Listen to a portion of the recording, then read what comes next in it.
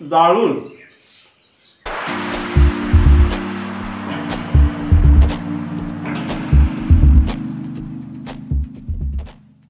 নমস্কার, সন্দেশ বাংলায় সকলকে স্বাগত। আমি দেবপ্রসাদ সান্যাল। শীতের দুপুরে একটু আমেজ উপভোগ করবার জন্য আপনাদের সামনে নিয়ে আসছি পুরীর বিখ্যাত জিবে গজা। তো সেই জিবে গজা নাম সকলেই শুনেছেন, কিন্তু সব জায়গাতে সেটা যে ভালো পাওয়া যায় বা সেরকম কিছু অসুবিধে মানুষ করতে হয়, সবাই বলে যে এটাই আসল এটাই আসল। তবে এই যে দেখছেন নৃসিংহ সুইটসে আসল জিবে গজাটা আপনারা পাবেন।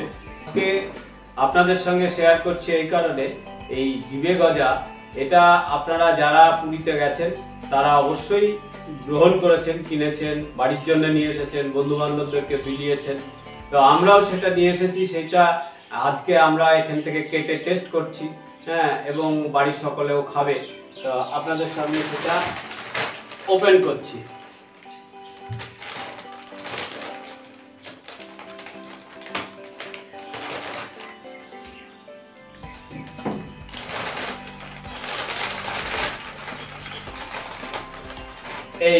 এই হলো সেই জিবে গজা, জিবের মতো দেখতে। এই কারণেই মনে হয় এটাকে জিবে গজা বলা হয়।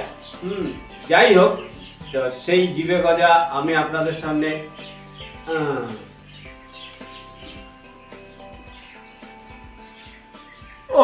দারুণ।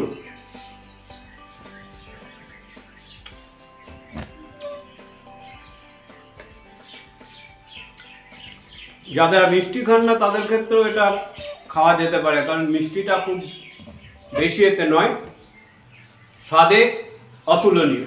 এই স্বাদ নেওয়ার জন্যই এই জিবে গজা আপনারা সকলে খান। এই পুরীর গজার স্বাদ গ্রহণ করতে আপনারা অবশ্যই এই পুরীর গজা কিনবেন, সকলকে বিলোবেন।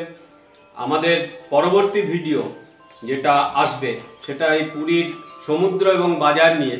আমরা মাঝখানে কিছুদিন সাংস্কৃতিক অনুষ্ঠানগুলোকে দিতে হয়েছিল বলে এই পুরীর সমুদ্র এবং তার যে শোভা এবং বাজারের যে মূল্য, সেই মূল্য অনুযায়ী মানুষ কিভাবে গ্রহণ করবে সেটা নিয়ে আসতে পারিনি। আমাদের পরবর্তী ভিডিও আসছে এই পুরীর সমুদ্র এবং বাজার নিয়ে।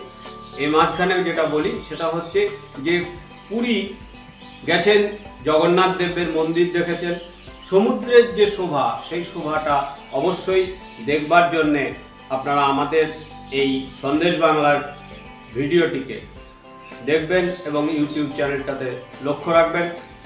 আমাদের এটাকে সাবস্ক্রাইব করবেন যাদের সাবস্ক্রাইব করা নাই, আর যারা দেখতে থাকেন তারা অবশ্যই লাইক কমেন্ট করবেন, মতামত দেবেন।